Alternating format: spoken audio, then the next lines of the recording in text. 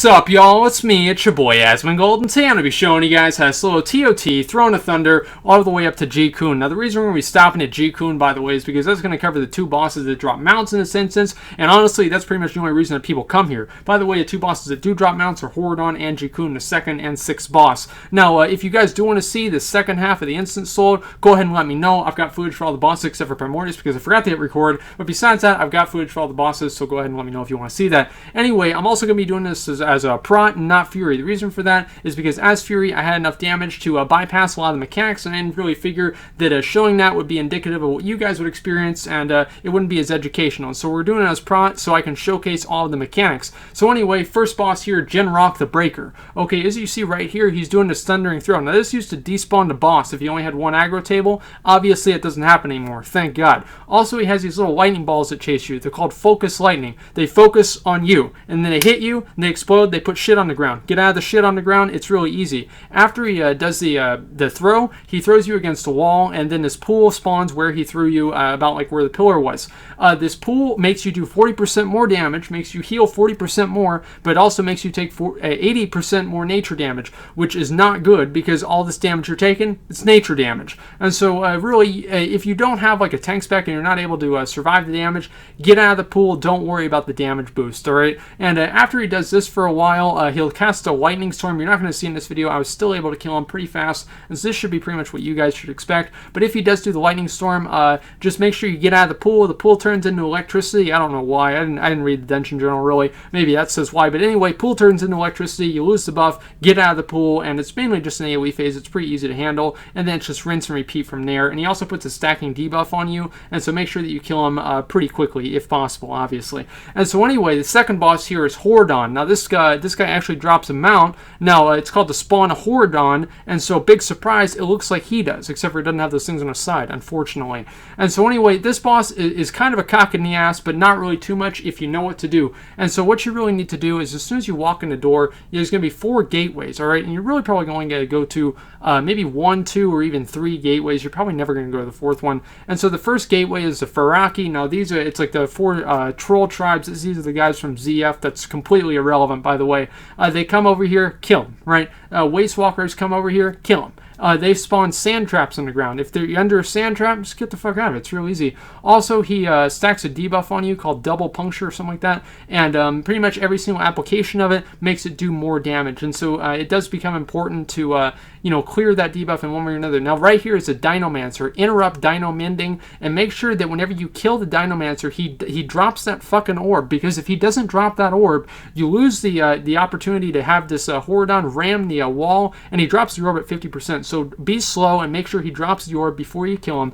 Click the orb. It's going to make Horridon do headbutt the wall. I don't know why. Oh, I guess it controls his mind or something like that. And anyway, it's going to make him headbutt the wall, and he's going to take 50% more damage for the entire fight. Now, if you take him all the way around, this thing stacks up to 4, and so he takes 200% damage, but you're never going to get there. As you guys can see, he's already at 50% health. And so anyway, just as soon as he hits the wall, tank him over and bring him all the way over to the second gate, which is where the other trolls are going to spawn, right? And they're pretty much, oh, by the way, does that double swipe? It's this thing in the ground. Just don't be in front of it. It's real easy. Gurabashi. And so, I guess this is the ZG, right? And so these guys are just about as hard as it is to solo ZG, which is, by the way, not very hard. And so they're going to come over here, just cleave them down. It's not really a big deal. You can get victory rushes off them. By the way, whenever Horridon reaches 20% health, War God, Jalak, comes down. You want to kill him, all right? Because he does a lot of damage, and he does like this like roar thing, and it makes him do more damage. Just kill him, get him out of the way as soon as possible. This is probably when you'd want to use a defensive cooldown of one way or another.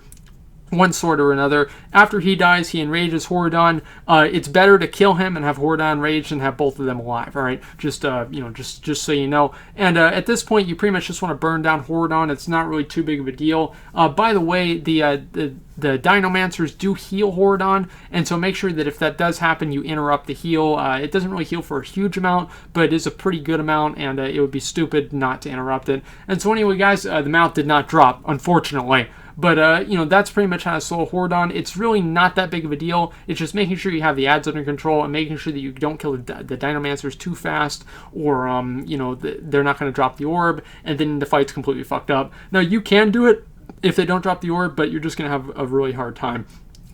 So anyway, third boss, this is actually the hardest boss in here, in my opinion. It's just the Council of Elders, whatever. It's the 4 guys, all right?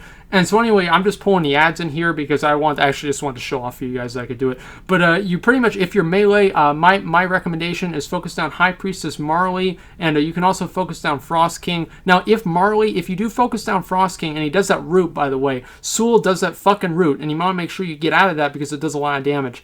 If you do focus, was it the Frost King, and he's going to do the stacking debuff on you, and if you kill him, if you don't kill him in time, the stacking debuff will stun you for like 15 seconds, and you're almost for sure going to die.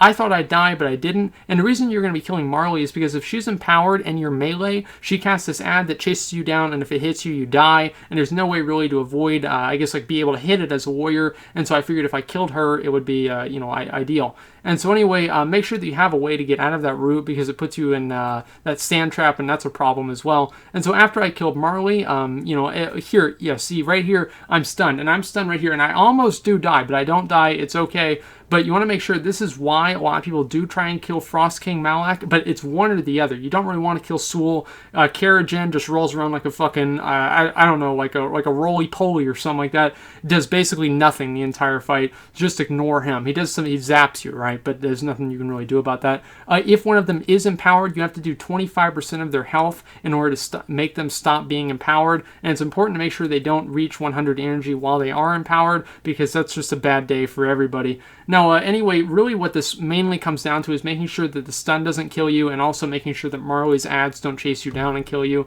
And so what that really comes down to is making sure that you either are able to negate, the Frost King's, the stacking debuff that will stun you. I think it's like 10 stacks or something like that. And also, you could also just make sure that you kill Marley first, so the ad doesn't chase you down. But if Marley does get what do you call it?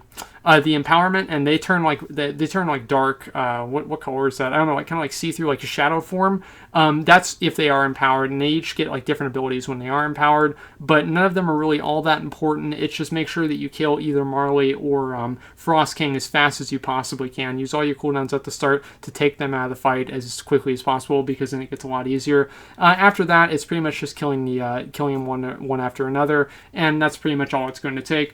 This fight is probably one of the more difficult ones. The reason for that is because there's a huge amount of damage going on, and I was able to do this as a Fury Warrior pretty easily, but I did have trouble with the ad with Marley. And so if Marley does get empowered, pop every cooldown and do 25% of her health, and that's going to take her out of the empowerment phase, so she no longer casts the Shadowed Lowest Spirit, which is, by the way, the ad that will chase you down and kill you in one hit. Now, I'm just going to segue right over to Tortos, because I want to show you guys a cool little trick on the way over there.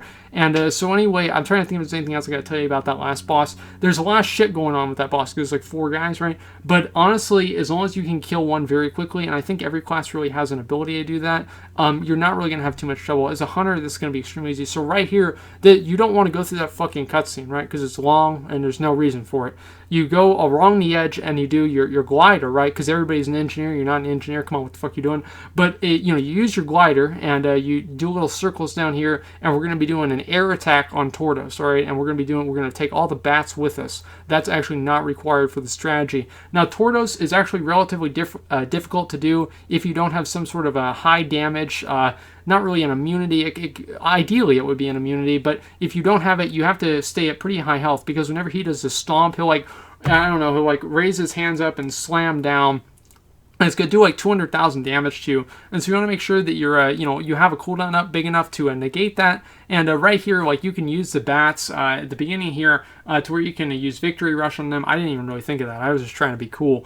But you could use that, or you could do a number of other things. Just make sure that you're above, I'd say, 200,000 health, because if you're not, then you're going to be having a lot. Yeah, here is the Quake Stomp. See, that did a ton of fucking damage to me. And so make sure that doesn't happen. And then you got these Whirl Turtles. I hate these things.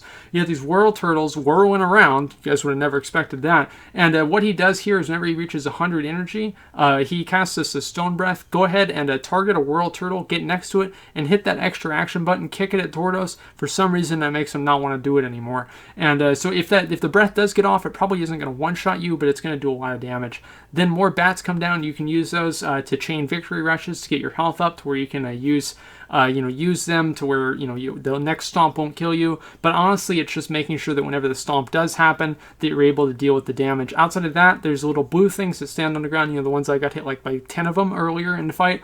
Make sure you don't get hit by any of them. And see, again, Quake Stomp, another, pretty good amount of damage. And so, again, watch out for that. And mainly what this really comes down to is surviving the Quake Stomps and, dealing with the Whirl Turtles. Make sure those don't really fuck your day up. See, like right there, I just got hit by like 5 of them, right? And so, again, he's going to do the breath, Furious Stone Breath. I kick the turtle at him. He changes his mind. Easy. And so anyway, it's just rotating that back and forth. And, again, like I try and dot the turtles and then just walk away from them. That's pretty much what I do. And it's not really too big of a deal. Now, if you are having trouble with this, there's a lot of different things that you could do. Like you bring like a health potion, spec into like, I think like every class has some sort of like a very high damage reduction cooldown, and use it on the Quake Stomps, because that's really what is going to, I guess, determine whether you're going to be able to kill this boss or not. And so anyway, he's pretty hard to do, but really it's just dealing with the Quake Stomps. If you can deal with that, you can kill this boss. It's really just that simple. And make sure that you do kick the turtles at him, because, that makes him stop doing the Stone Breath. Now, by the way, on the way over to Megaera, you got to kill the 3 Eternal Guardians and click the little bells, because if you don't do that, Megaera won't spawn. And just a little fun fact whenever you come here to the Forgotten Depths. So we're just going to skip ahead because I didn't want to show that if you guys can figure that out. So Megaera is a joke. Okay, Megaera is a joke of a boss. It's so easy, all right? What you do is you come in here at the beginning. Now, personally, I just popped all my cooldowns at the beginning because they're both going to be doing that breath at you. You're going to be taking a front load of damage at the start. Now, as soon as you kill one of them, assuming that you can kill them before they go through their rampage phase, the way this fight works is you have to kill one of the heads. You don't have to kill both of them, just one of the heads. And as soon as you kill one of the heads, they go underground and they do this rampage phase where it does a moderate amount of damage and it ramps up over the course of the fight. And so like the last rampage does more than the second to last rampage. And obviously this is going to be the weakest one because it's the first one. Burn down the heads. Try and kill the heads before the rampage is over. And so they never actually get to do any abilities. They don't do any abilities because you're killing them before they even finish the rampage. So the rage subsides, get right back into fucking water, right? And so you just repeat the same thing and it's no big deal. So we're just going to speed this up. I think you guys can understand where I'm getting at here. Now, if you are not quick enough to be able to kill them, you might have to kite around some different debuffs. There's like a fire debuff, and then at the end of it, it puts the fire on the ground. You don't want to stand in that. And also there's a frost debuff. It puts a frosting on the ground. You don't want to stand in that either. Pretty much besides that, it's mostly just, honestly, my best advice is just make sure that you've got enough gear to burn down the head before it actually goes into the next phase. And so you never really have to deal with the mechanics, which makes the boss a lot easier. And so anyway, pretty much, like, honestly, I one-shot all of these bosses, and so I did this also as a Fury Warrior, as I was telling you guys before, and I was able to one-shot them all, except for, I think, I fucked up Council. And so it really shouldn't be that hard for you guys. It's just really understanding the mechanics and being able to, I guess, like, not really use them to your advantage, but be able to negate them. And like, look, see, again, I'm trying to show off you guys, I'm standing in the fire, and I'm still not even going to come close to dying. And so I would say, like, I mean, if you guys are going to be doing this, like, try to at least have like 700 item level for this, and there's no reason really not to have it, because I mean, like, what you gotta do, you gotta farm crystals in Tannin Jungle. It's not a big deal. And so either way, try and make sure you've got a pretty good item level for this. Now as a tank, you can probably do it a little bit lower because it's not really going to be as hard. Same with the hunter, because hunters are OP, right? And so anyway, after you kill the heads enough times, the chest is going to spawn and the boss is going to die. Now, apparently this is like a big Hydra. I remember I was really disappointed, by the way. I've got like 10 seconds of downtime here. I was really disappointed that the heroic version of this fight did not have the giant Hydra come out and you had to fight him in like this huge area. It would have been really, really cool, but it didn't happen. So anyway, last boss here is Ji'Kun. Fun fact, it actually is fun because this is the easiest boss in here. It's a joke, okay? What you need to do is you come right over here. See, there he is. And he drops the second mount, Clutch of Ji'Kun. I think Clutch is like some sort of a synonym for baby. They're the exact same. Tag the boss, jump down here to the hatchlings, kill one hatchling, grab the feather, as you guys can see. Click the feather up. You're going to go right up here. Make sure you hit that little brown thing because she's trying to feed her babies. Eat the food that her babies are going to eat. They're not going to need it because they're dead. And then you go up and you kill her. Now, whenever you have the buff, you're going to do 100% more damage, all right? And so obviously, By the way, the more buffs that you get, so like you can only go up in the air so many times. Only use the feather to go up in the air and use it and intercept the feed young, which is the debuff that gives you the empowerment. She does a couple of different abilities. It's like Talon Rake. It's just a tank debuff. She also does a those green things on the ground. There's Feed Young. So as soon as she casts Feed Young, I go ahead and I click on this and I make sure I get the debuff. As you guys can see, I did get the debuff. And the more times that you get the debuff, the more damage it deals. And so I would just probably recommend using your cooldowns on the first debuff. But if you don't want to, then that's fine as well. If you stand in the green things long enough, they go away. But there's really no reason to do that either way. Also, she does this Quills. If she does Quills, it doesn't really do a lot of damage. Honestly, it was more of a AoE raid damage mechanic. And another thing that she does is she does this like downdraft, and what that does is it kind of like pushes you off the map. And if you don't have a speed boost, it'll probably push you off, and so you don't really want to have that happen. So make sure that if she does cast downdraft, you're able to use like a speed boost, like speed buff and like a heroic leap or something like that, and you're not really going to have too much trouble with it either way. And so you don't get knocked off the cliff and it's just going to take more time and you die. That's embarrassing for everybody.